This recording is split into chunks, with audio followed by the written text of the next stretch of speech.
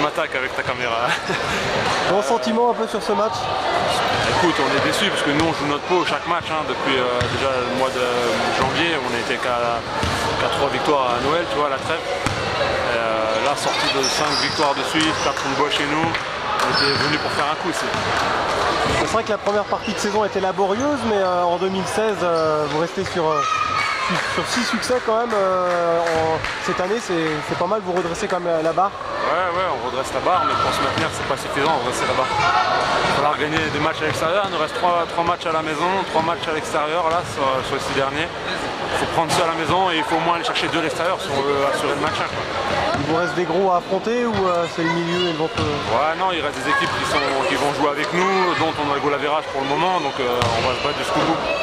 Bon, ce soir vous avez manqué de défense quand même en encaissant 92 points. Ouais, ça fait 2 matchs contre Blois, on a voulu jouer à ça aussi, on a perdu parce qu'on n'est pas capable d'eux, on manque un peu de fond. Quand tu vois que Épinal là ce soir, ils ont 15 joueurs et le coach il choisit tous les samedis quoi tu joues pas.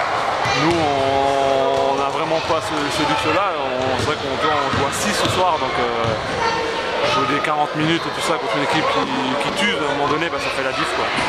Alors comment tu vois le Jet là qui va peut-être participer au play-off? Est-ce que tu les vois être une équipe surprise ou pas? Écoute, honnêtement, je vais pas te dire oui parce que tu m'interroges, non je vois pas Jet être une équipe surprise. Il y a une équipe qui joue bien au basket parce que franchement il joue bien au basket, le coach a bien mis sa marque sur cette équipe là. Il y a quand même du solide derrière pour jouer Final Four et la deuxième montée en Pro B, pour moi c'est pas suffisant. Est-ce que tu as été impressionné par certains joueurs du Jet?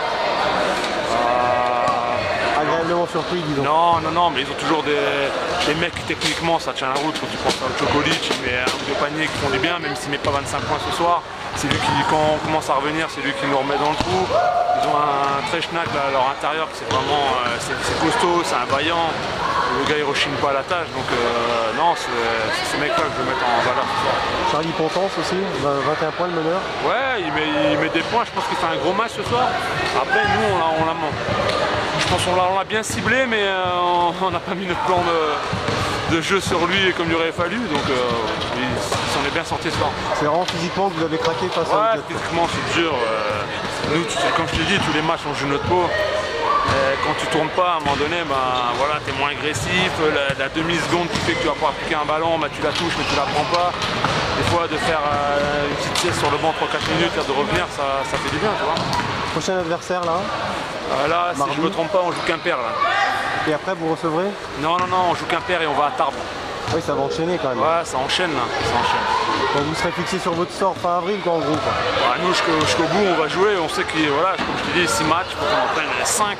Les 5 c'est sûr qu'on va se maintenir, on est 11 victoires, 16 victoires au moment on va se maintenir en N1. Mais il faut plus en perdre beaucoup quoi. Comment tu juges le niveau de cette N1? Écoute, on m'a posé la question, la Fédé m'a posé la question il y a un mois. Tous les coachs et les experts s'amusent à dire c'est de plus en plus fort. Tous les ans c'est de plus en plus fort, mais ça reste la N1, il y a des très bons joueurs de basket. C'est vraiment ça ressemble à quelque chose quoi. C'est vraiment aujourd'hui considéré comme professionnel. Après il ne faut pas non plus trop en mettre quoi. Si aujourd'hui la N1 c'était la Pro B, ça ne s'appellerait pas la N1.